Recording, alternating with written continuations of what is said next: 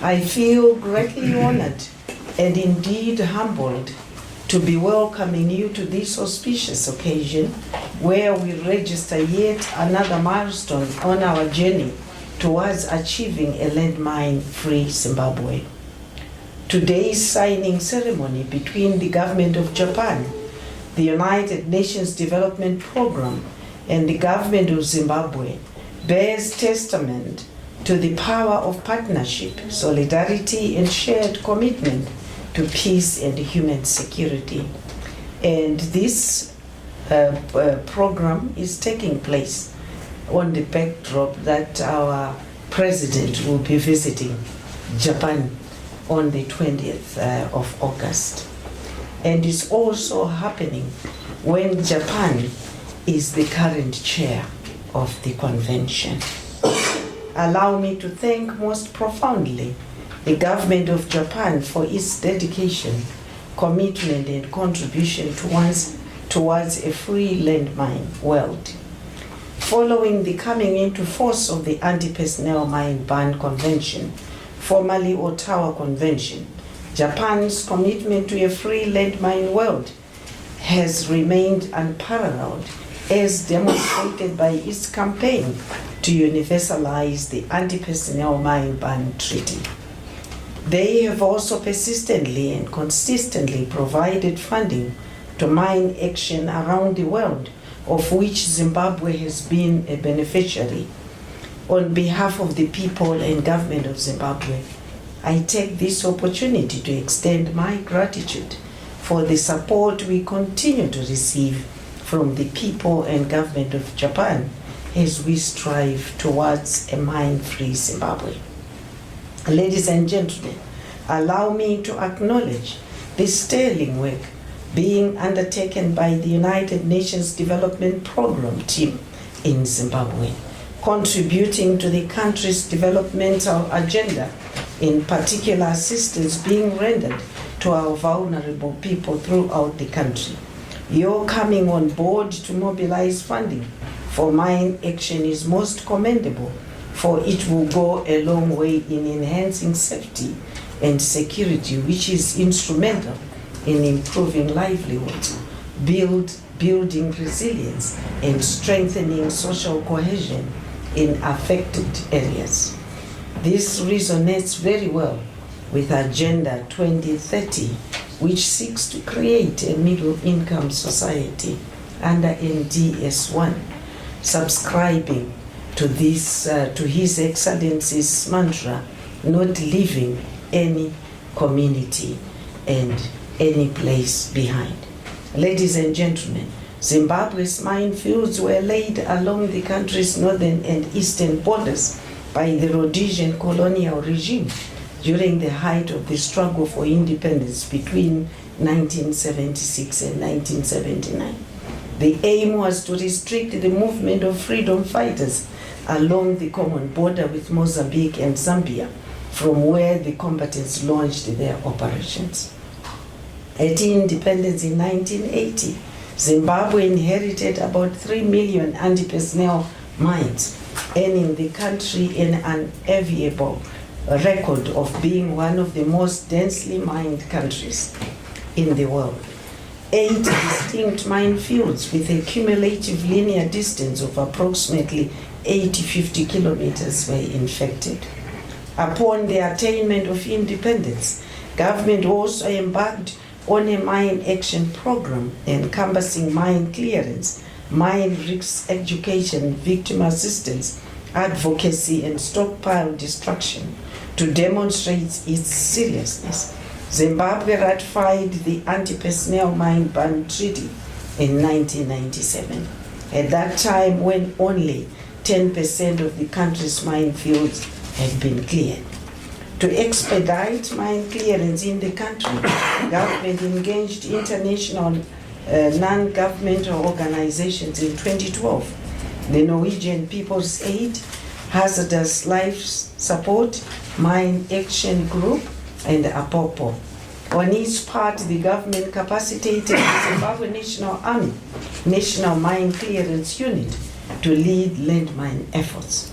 The collaborative and concerted efforts registered remarkable progress towards making Zimbabwe almost a mine-free country. We are proud that only 4% of the total minefields inherited at independence remain uncleared. Manicaland province is now mine-free as the exercise was completed from Rusitu to Muzite. Despite having missed the 2025 deadline, it is pleasing, however, that for 2 years we were ranked third worldwide in best practice. As a result, we are in the process of seeking an extension from anti-personnel mine ban to be allowed more time to complete mine clearance in the country by 2030. The injection by Japan will no doubt accelerate the process to complete the mine clearance exercise well ahead of the new target date of 2030. However, we envisage the Zimbabwe Mine Clearance Unit to remain in place to attend to any anticipated landmine emergencies. As such, government will continue to capacitate the unit. We thank our President for the unwavering support in the current expenditure, wherein Treasury has set aside $2 million towards the mining operations. Zimbabwe still requires 68.3 million to complete this ambitious demining program. 15.52 million has already been secured from the international donor community, leaving a shortfall of 52.78 million, and we deeply appreciate.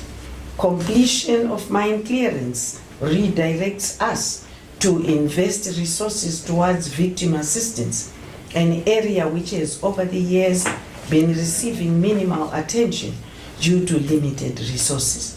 As alluded to earlier, mine clearance in the country will not only go a long way in improving safety and security in the affected areas, but will also be instrumental in bringing sustainable livelihoods to the beneficiaries. Good morning, Manganani Saribonani. It is both an honor and privilege to sign the exchange of notes in support of a project titled Enhancing Resilience of Communities through Mine Clearance and Improvement of Agriculture Infrastructure, which will assist several landmine affected communities in Mashonaland East and Mashonaland Central provinces in Zimbabwe, and will be implemented through the United Nations Development Program, UNDP. First and foremost, I would like to extend my deepest gratitude to the government of Zimbabwe and UNDP for their tireless efforts and unwavering dedication to support vulnerable communities. The project being signed today is designed to promote peace, resilience, and sustainable development in landmine affected communities.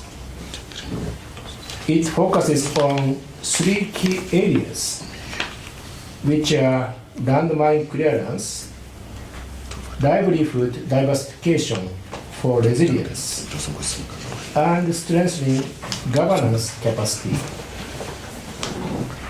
This cooperation will directly benefit approximately 90,000 households, with total funding commitment of around $3 million from the people of Japan.